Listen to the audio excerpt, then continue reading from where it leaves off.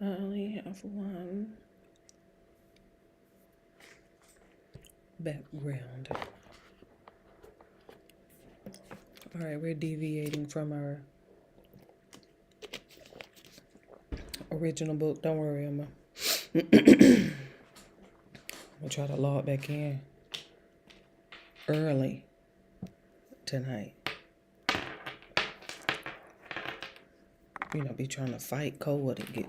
Let me just get my information. Be trying to fight with this dude to give him some rest, and so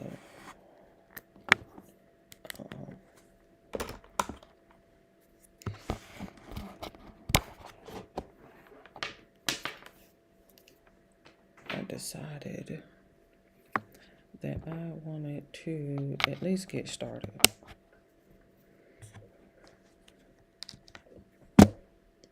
on excuse me, Florence, because I love Florence.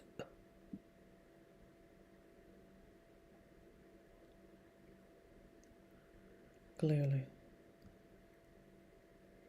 it's no shade. I believe it's Scoville. After too many guesses, you're just like, just let it ride. It's The Game of Life and How to Play It. First published in 1925. Goodness gracious. Phew. We also have the table of contents. We have the game, the law of prosperity, the power of the word, the law of non-resistance, the law of karma, and the law of forgiveness, casting the burden, love, intuition or guidance, perfect self-expression or the divine design, denials and affirmations. Let's go ahead and get started really fast. I am going to zoom in just a little bit because I don't be like it. Let me see how that looks. Hold on. Let me fix it quick.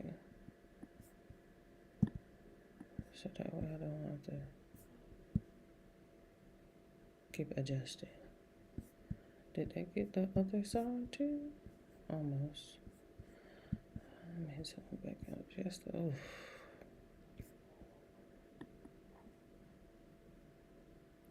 How is that? Almost. I'm getting it. Hold on. Let me see.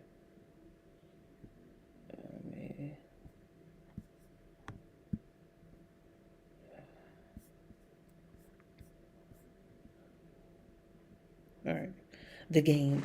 Most people consider life a battle, but it is not a battle. It is a game. It is a game, however, which cannot be played successfully without the knowledge of spiritual law and the Old and New Testaments give the rules of the game with wonderful clearness. Jesus Christ taught that it was a great game of giving and receiving.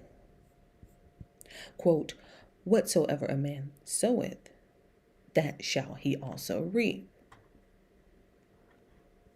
This means that whatever man sends out in word or deed will return to him. What he gives, he will receive. If he gives hate, he will receive hate. If he gives love, he will receive love. If he gives criticism, he will receive criticism. If he lies, he will be lied to. If he cheats, he will be cheated.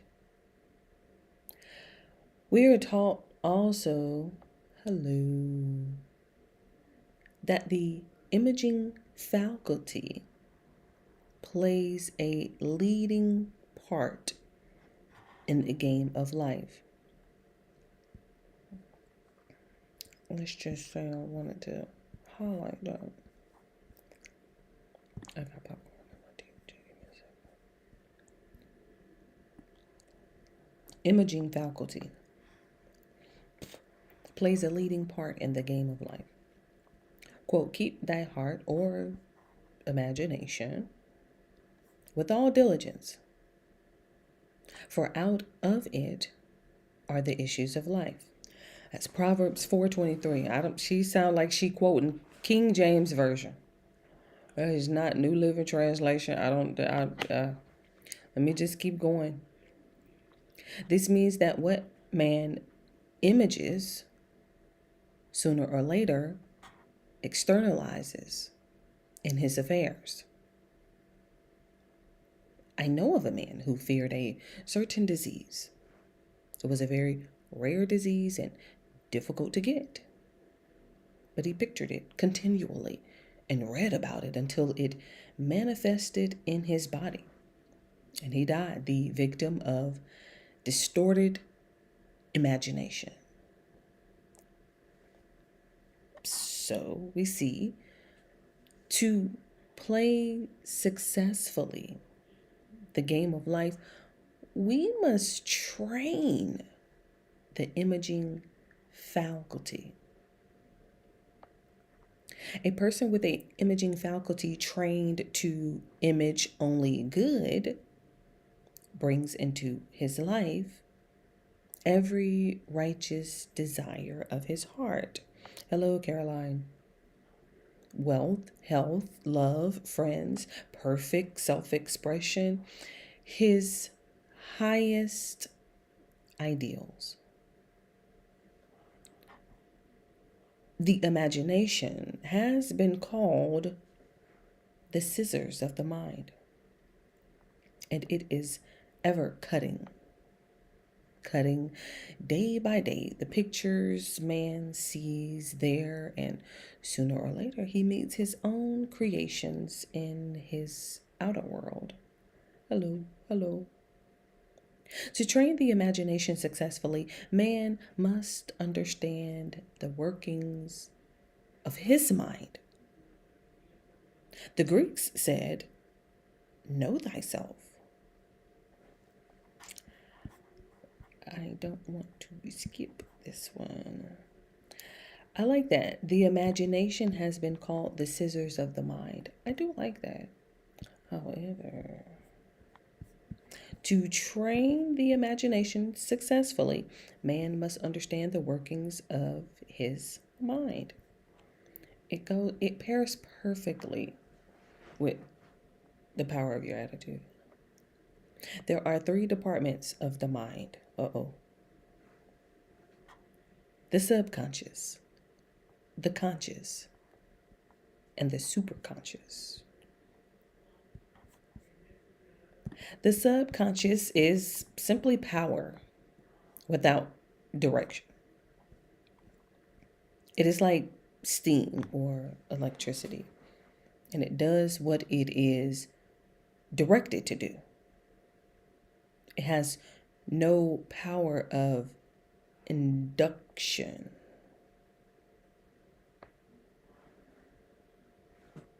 Whatever man feels deeply or images clearly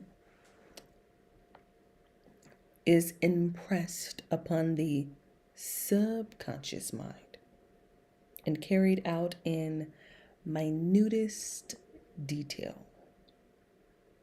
For example, a woman I know, when a child, always made believe she was a widow. She dressed up in black clothes and wore a long black veil, and people thought she was very clever and amusing.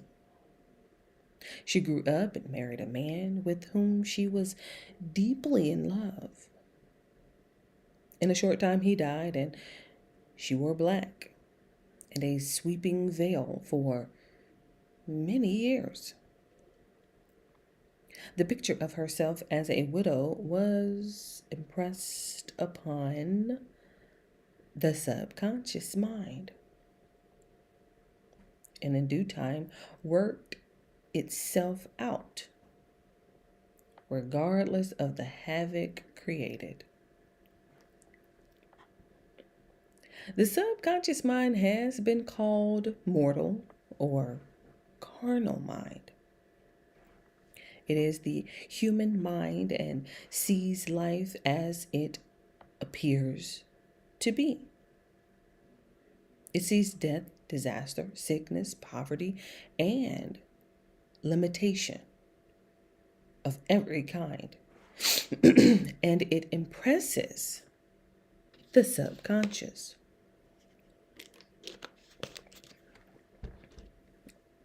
The superconscious mind is the God mind within each man and is the realm of perfect ideas.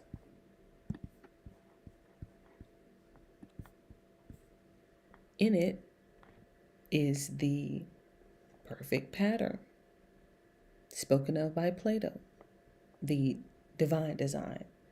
For there is a divine design for each person. There is a place that you are to feel and no one else can feel. Something you are to do, which no one else can do. There is a perfect picture of this in the superconscious mind. It usually flashes across the conscious as an unattainable ideal, something too good to be true. In reality, it is man's true destiny or destination, flashed to him from the infinite intelligence which is within himself. Many people, however, are in ignorance of their true destinies and are striving for things and situations which do not belong to them and would only bring failure and dissatisfaction if attained. For example, a woman came to me and asked me to speak the word that she would marry a certain man with whom she was very much in love. She called him AB. I replied, if AB is the right man, you can't lose him. And if he isn't, you will receive his equivalent. She saw AB frequently, but no headway was made in their friendship. One evening she called and said, "Do you know, for the last week, AB hasn't seemed so wonderful to me?" I replied, "Maybe he is not the divine selection. Another man may be the right one." Soon after that, she met another man who fell in love with her at once and who said she was his ideal. In fact, he said all the things that she had always wished AB would say to her. She remarked It was quite uncanny. She soon returned his love and lost all interest in AB. This shows the law of substitution.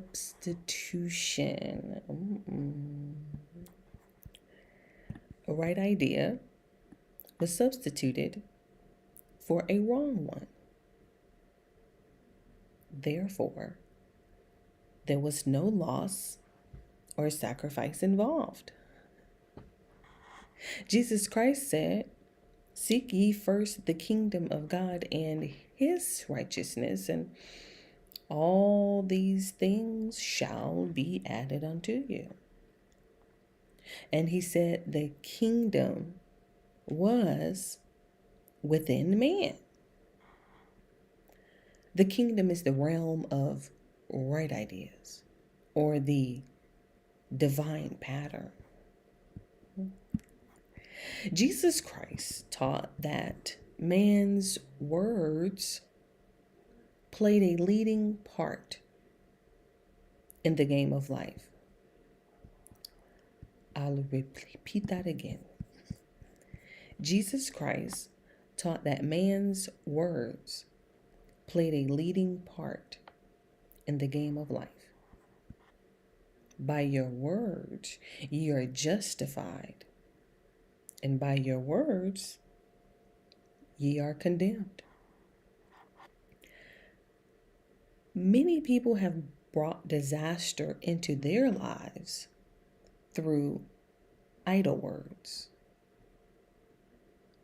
For example, a woman once asked me why her life was now one of poverty, of limitation. Formerly, she had a home, was surrounded by beautiful things, and had plenty of money.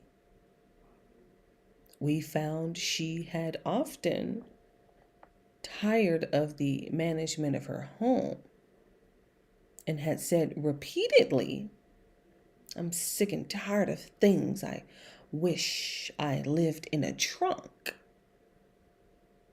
And she added, "Today I am living in that trunk."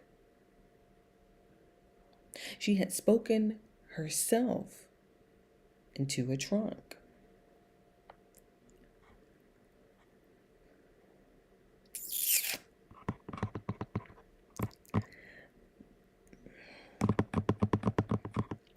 The subconscious mind has no sense of humor, and people often joke themselves into unhappy situations.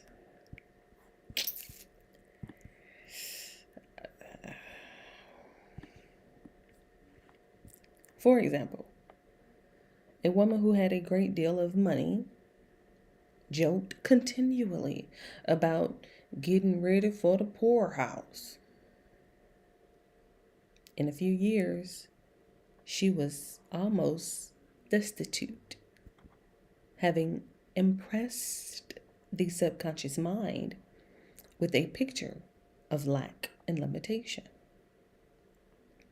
Fortunately, the law works both ways, and a situation of lack may be changed to one of plenty. I receive it.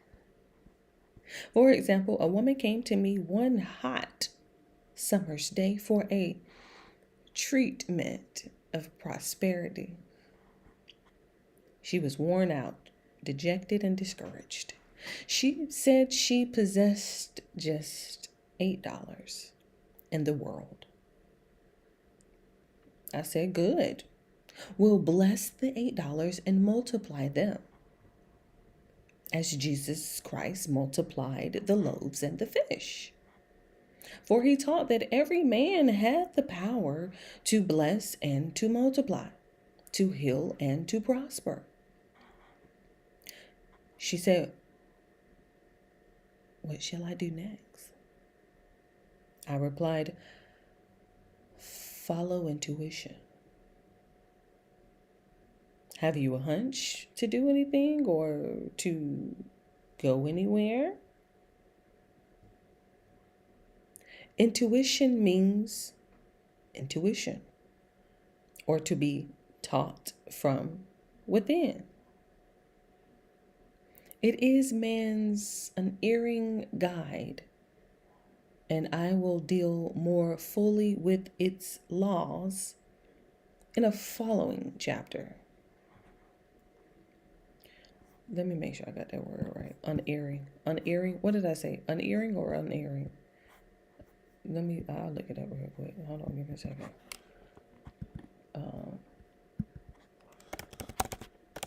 Unerring. Unerring. Unerring. All right, there we go. I'm just making sure. Unerring.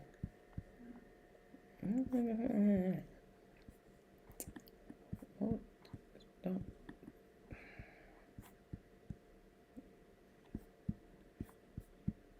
Okay. All right. Unerring. Unerring. Well, let me see what's the definition. Hold on. It's still here. Always right or accurate. Always right or accurate. It is man's unerring guide. Always right or accurate. Oh, interesting. Keep it with your vocabulary words. Unerring. Okay. The woman replied, I don't know. I seem to have a hunch to go home. I've just enough money for car fare. Her home was in a distant city and was one of lack and limitation. And the reasoning mind or intellect would have said, stay in New York and get work and make some money. I replied, then go home. Never violate a hunch. I should be speaking to my spirit. I spoke the following words for her. Infinite Spirit, open the way for great abundance for me. She is an irresistible magnet for all that belongs to her by divine right. Hold on, I got it. I told her to repeat it continually also. She left her home immediately. In calling on a woman one day, she linked up with an old friend of her family. Through this friend, she received thousands of dollars in a most miraculous way. She has said to me often, quote, tell people about the woman who came to you with $8 and a hunch. There is always plenty on man's pathway, but it can only be brought into manifestation through desire, faith, or the spoken word. Jesus Christ brought out clearly that man must make the first move. Did I say bought or brought? Brought. Jesus Christ brought out clearly that man must make the first move. Ask and it shall be given to you. Seek and ye shall find. Knock and it shall be opened unto you. Matthew 7:7. And the scriptures reread, concerning the words of my hands, command ye me. Infinite intelligence. God is ever ready to carry out man's smallest or greatest demand.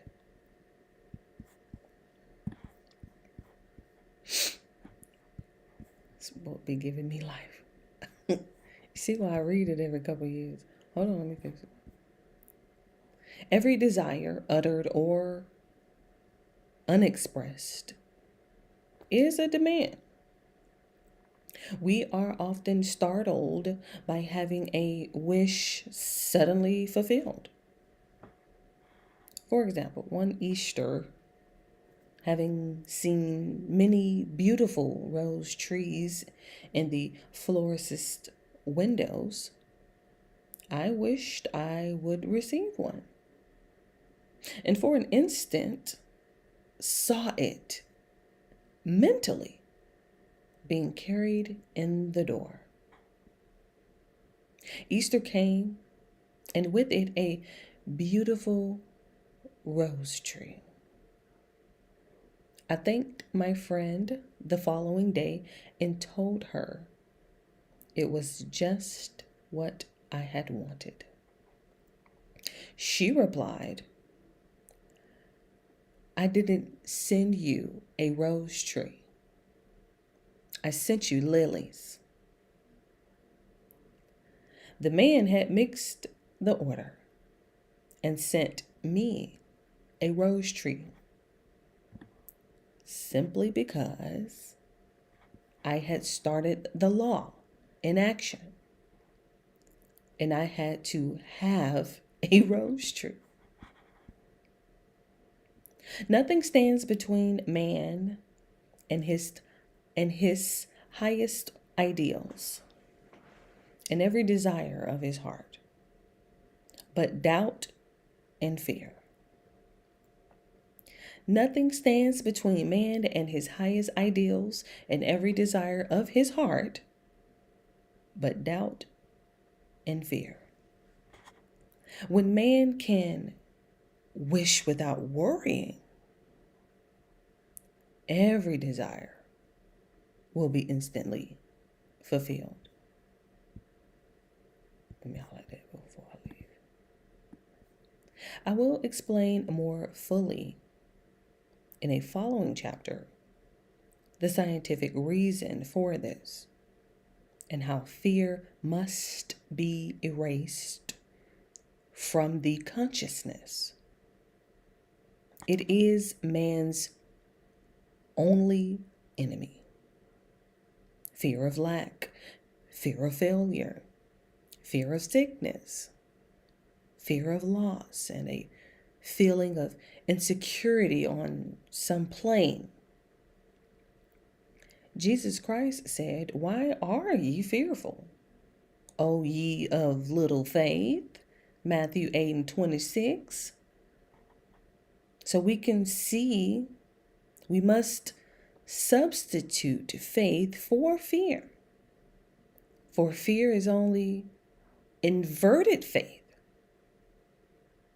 It is faith in evil instead of good.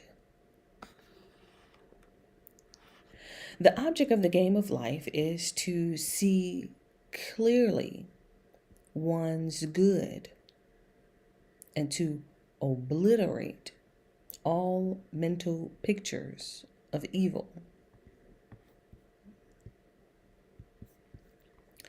This must be done by impressing the subconscious mind with the realization of good.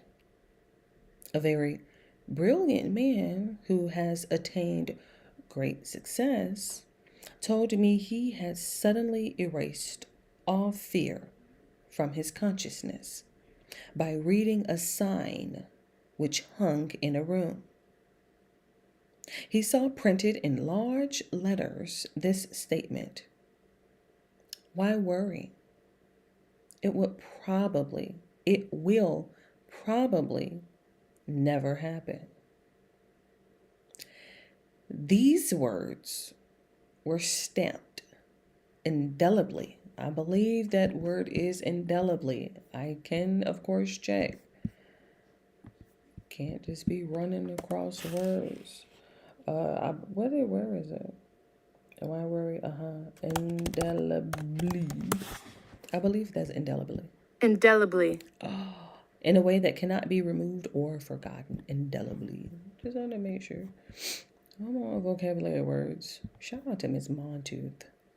wherever she is in the universe. Shout out to Miss Montooth. And what is the... It's an adverb. Oh, my goodness. Well, L-Y. That's true. Okay. Indelibly. In a way of what? Cannot be removed or forgotten. Read the sentence again. Let me see. Indelibly. Unerring. Indelibly. Hold on. Oh, jeez. Hold on. I gotta remember how to highlight and notes. Okay. And then, you have to go down. And then, okay. I remember how to delete. Hide his eyebrow. Okay. He saw printed, in large letters, this statement. Why worry? It will probably never happen. These words were stamped indelibly upon his subconscious mind. And he has now a firm conviction that only good can come into his life. Therefore, only good can manifest. In the following chapter, I will deal with the different methods of impressing the subconscious mind. It is man's faithful servant, but one must be careful to give it the right orders. Man has ever a silent listener at his side, his subconscious mind.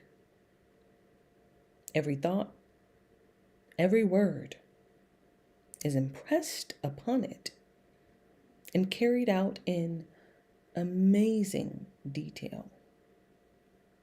It is like a singer making a record on the sensitive disc of the phonographic plate. Every note and tone of the singer's voice is registered. If he coughs or hesitates, it is registered also.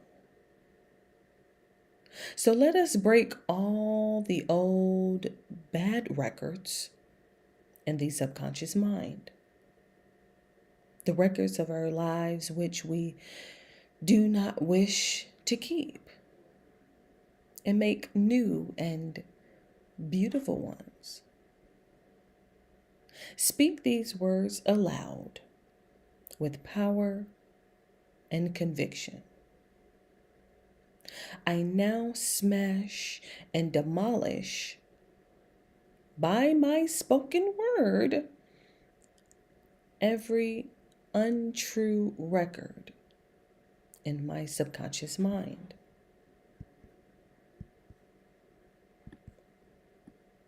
They shall return to the dust heap of their native nothingness, for they came from my own vain imaginings. I now make my perfect records through the Christ within, the records of health, wealth, love, and perfect self-expression. This is the square of life, the game completed. In the following chapters, I will show how man can change his conditions by changing his words. Any man who does not know the power of the word is behind the times. Death and life are in the power of the tongue. Proverbs 18:21. Help Florence, Lord. Look, and seen. Whew, my goodness. That was just the intro. What is that? 1, 2, 3, and 4. That was just the intro. And then I believe we're going to the prosperity next. I have to slow down. I'll get caught up in her. I'll read the book in one night.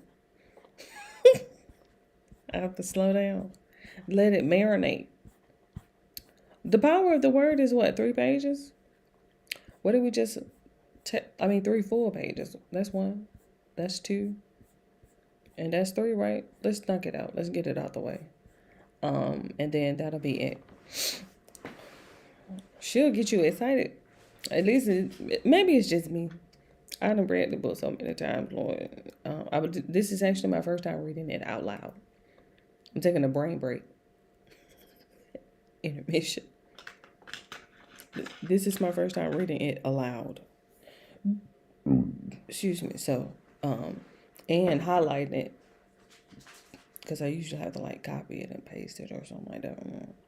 I've gotten better. But yeah. She give me the jitters. Wait till we read. Who should we read next? Because I know we got to go back and finish Corinne. Oh my goodness. Jean-Pierre. Got to go back and finish that one. I thought we were going to try to get Kamala with them 107 days. Well, I got to get my money book before the year is over with.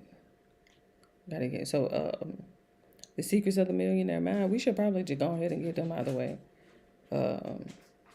Once we finish with Stand, The Power of Your Attitude, go ahead and knock that out of the way. Get you a money book. Get you a self-help book. Get you a money book. You be good to go. We ain't had no good autobiography yet. Y'all ain't even read Michelle Obama book. So behind.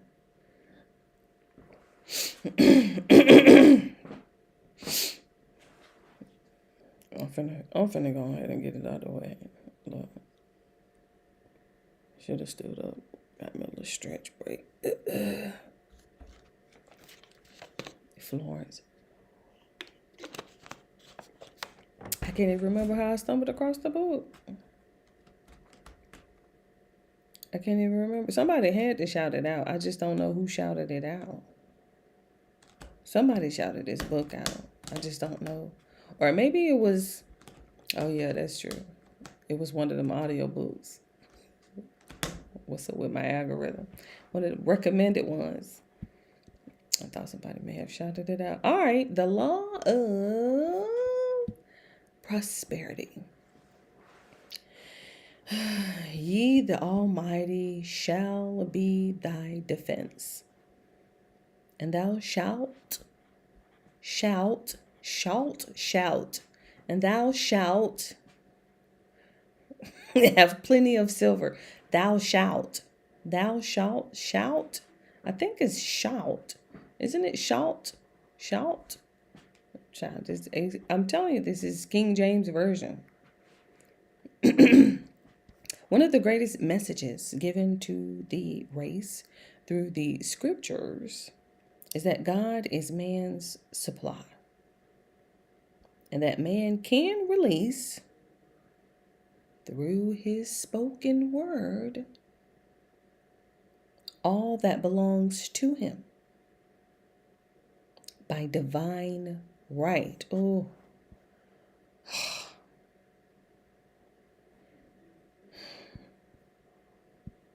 divine right. Just, she been making my toes curl. Just imagine how powerful that is. One of the greatest messages given to the race through the scriptures is that God is man's supply. And that man can release through his spoken word all that belongs to him by divine right.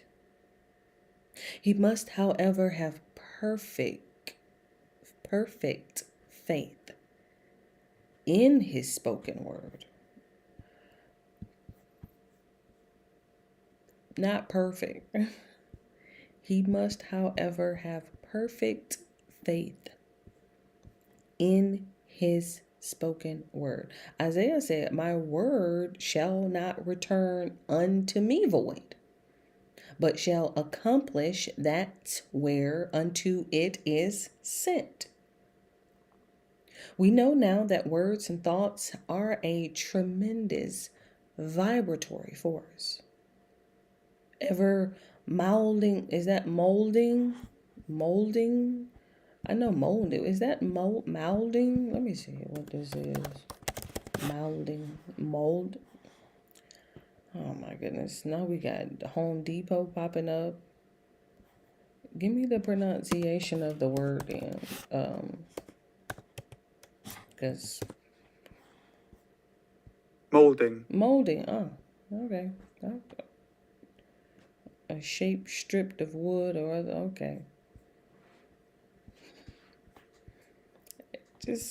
I think she may have added a U in it. I mean, I know molding. Anyway. Ever molding man's body and affairs. We know now that words and thoughts are a tremendous vibratory force, ever molding man's body and affairs. A woman came to me in great distress and said she was to be sued on the 15th of the month for $3,000.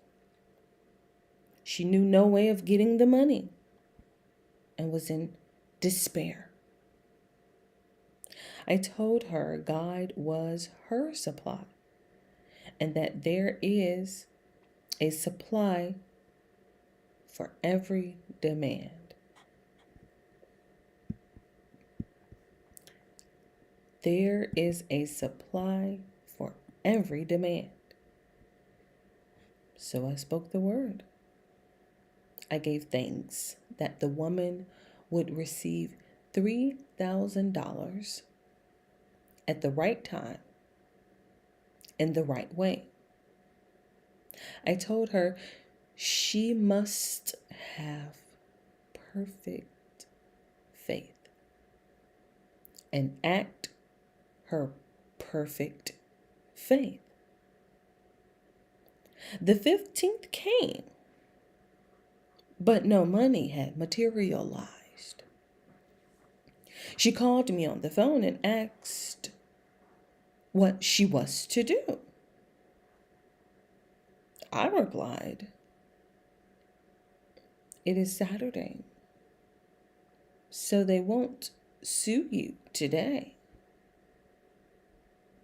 Your part is to act rich, thereby showing perfect faith that you will receive it by Monday." She asked me to lunch with her to keep up her courage. When I joined her at a restaurant, I said, "There is no time to economize. Order an expensive luncheon. Act as if you have already received the $3,000. All things, whatever ye asked in prayer, believing, ye shall receive." You must act as if you had already received. The next morning, she called me on the phone and asked me to stay with her during the day. I said, "No, you are divinely protected, and God is never too late." In the evening, she phoned again, greatly excited, and said, "My dear, a miracle has happened. I was sitting in my room this morning when the doorbell rang. I said to the maid, "Don't let anyone in." The maid, however, looked out the window and said, "It's your cousin with the long white beard." So I said, "Call him back. I would like to see him." He was just turning the corner when he heard the maid's voice, and he came back. He talked for about an hour, and just as he was leaving, he said, "Oh, by the way, how are your finances?" I told him I needed the money, and he said, "Why, my dear, I will give you $3,000 the first of the month." I didn't like to tell him I was going to be sued. What shall I do? I won't receive it till the first of the month, and I must have it tomorrow. I said, "I'll keep on treating."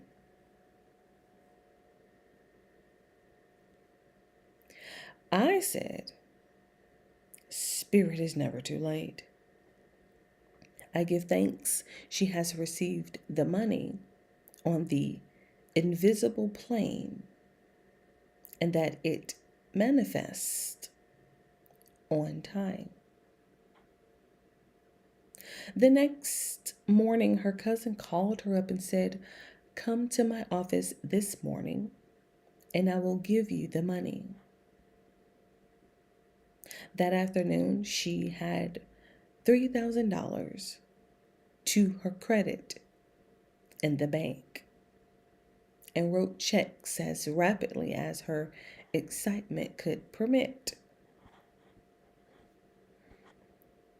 If one acts for success and prepares for failure, he will get the situation he has prepared for.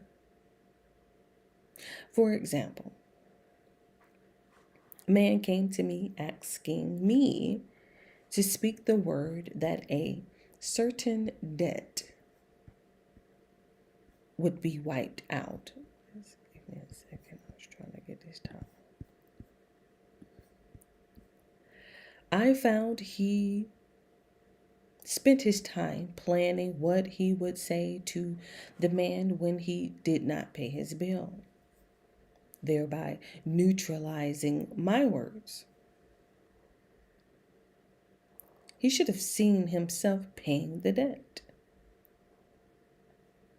We have a wonderful illustration of this in the Bible relating to the three kings who were in the desert without water for their men and horses.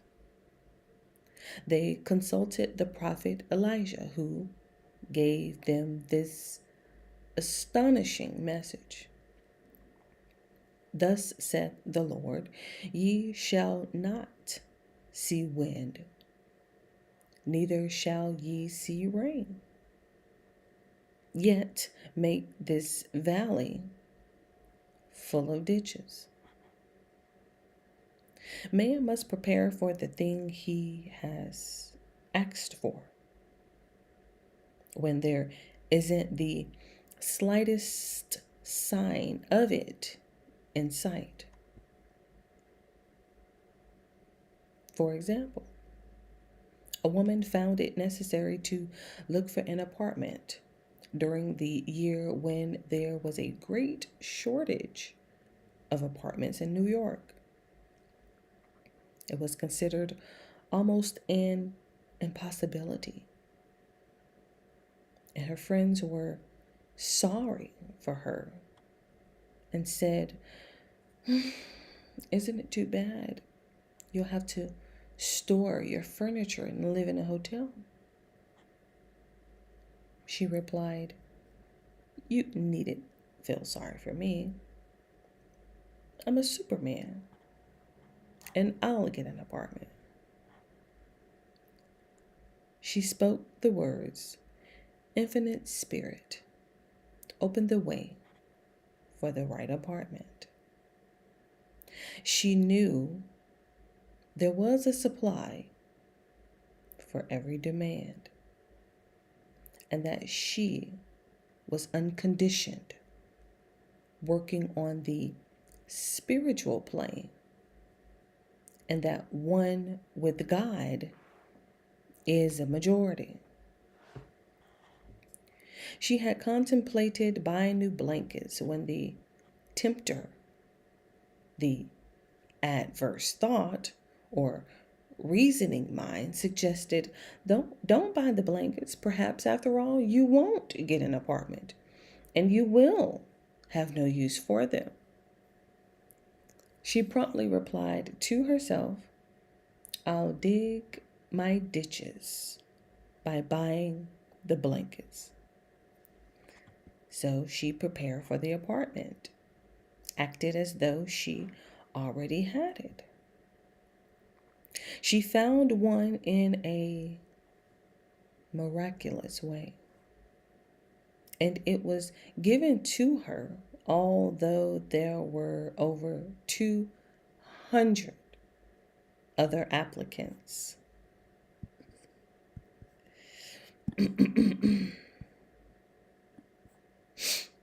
The blankets showed active faith. It is needless to say that the ditches dug by the 3 kings in the desert were filled to overflowing. Read 2 Kings. Getting into the spiritual swing of things is no easy matter for the average person. The adverse thoughts of doubt and fear surge from the subconscious. They are the armor of the aliens, which must be put to flight. This explains why it is so often darkest before the dawn. A big demonstration is usually preceded by tormenting thoughts. Having made a statement of high spiritual truth, one challenges the old beliefs in the subconscious, and error is exposed to be put out. This is the time when one must make his affirmations of truth repeatedly and rejoice and give thanks that he has already received. Before ye call, I shall answer. This means that every good and perfect gift is already man's awaiting his recognition. Man can only receive what he sees himself receiving. The children of Israel were told that they could have all the land they could see. This is true of every man. He has only the land within his own mental vision. Every great work, every big accomplishment has been brought into manifestation through holding to the vision. And often, just before the big achievement comes apparent failure and discouragement. The children of Israel, when they reached the promised land, were afraid to go in, for they said it was filled with giants who made them feel like grasshoppers. And there we saw the giants, and we were in our own sights as grasshoppers. This is almost every man's experience. However, the one who knows spiritual law is undisturbed by appearance and rejoices while he is yet in captivity. That is, he holds to his vision and gives thanks that the end is accomplished. He has received. Jesus Christ gave a wonderful example of this. He said to his disciples, "Say not ye, there are yet 4 months, and then cometh the harvest.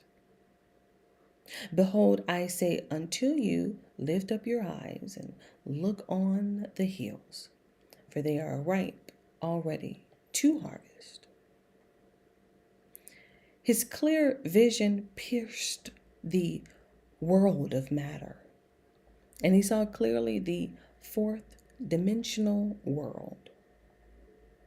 Things as they really are, perfect and complete and divine to mind.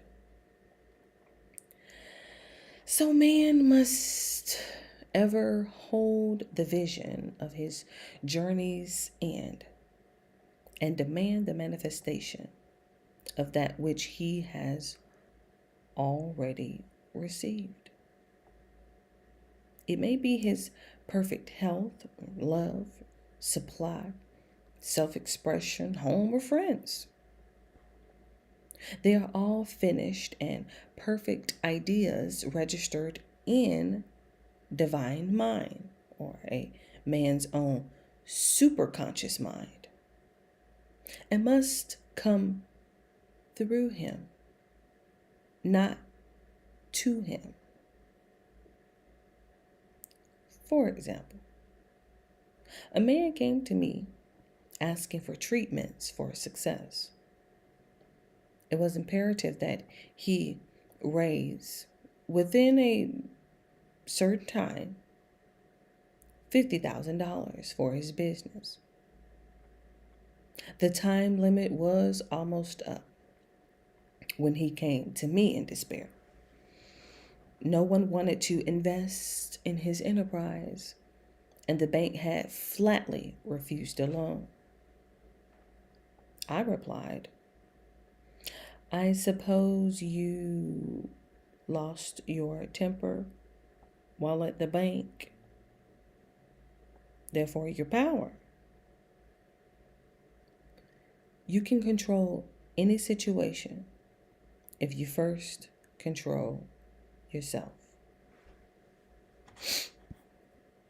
Let me get it before. "Go back to the bank," I added, "and I will treat." My treatment was, you are identified in love with the spirit of everyone connected with the bank. Let the divine idea come out of this situation. He replied, "Woman, you are talking about an impossibility. Tomorrow is Saturday. The bank closes at 12, and my train won't get me there until 10. And the time limit is up tomorrow. And anyway, they won't do it. It's too late." I replied, God doesn't need any time, and it's never too late. With him, all things are possible. I added, I don't know anything about business, but I know all about God. He replied, "It all sounds fine when I sit here listening to you, but when I go out, it's terrible." He lived in a distant city, and I did not hear from him for a week. Then came a letter. It read, "You were right. I raised the money and will never again doubt the truth of all that you told me." I saw him a few weeks later, and I said, "What happened? You evidently had plenty of time after all." He replied,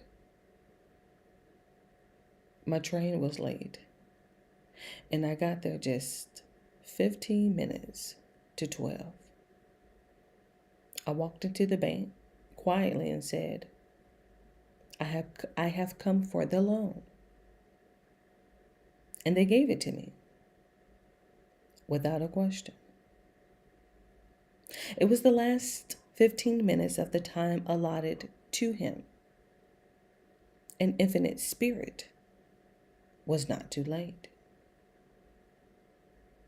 In this instance, the man could never have demonstrated alone. He needed someone to help him hold to the vision. This is what one man can do for another.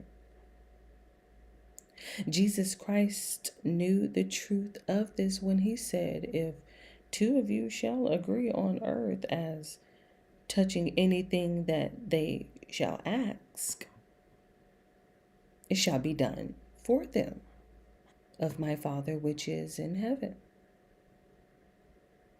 One gets too close to his own affairs and become doubtful and fearful. The friend or healer sees clearly the success, health, and prosperity and never wavers because he is not close to the situation. It is much easier to demonstrate for someone. It is much easier, to demonstrate for someone else than for one's self. So a person should not hesitate to ask for help if he feels himself wavering. A keen observer of life once said, "No man can fail if some one person sees him successful." Such is the power of the vision.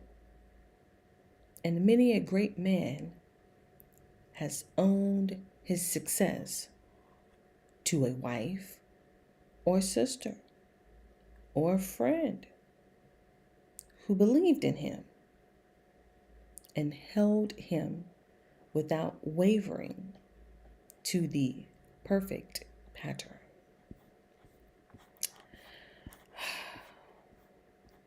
That will end the power of prosperity, I believe. Wait, hold on, I'm highlighting. Yes, that is the law. What did I say?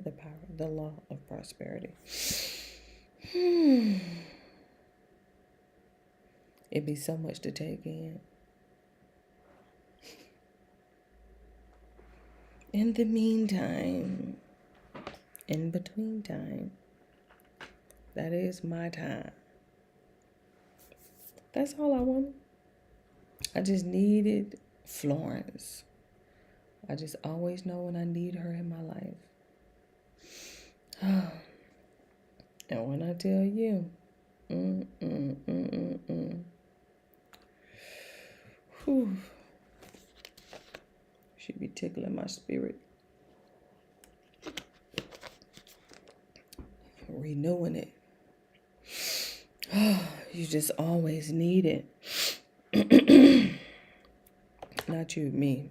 Me. Because I know I just.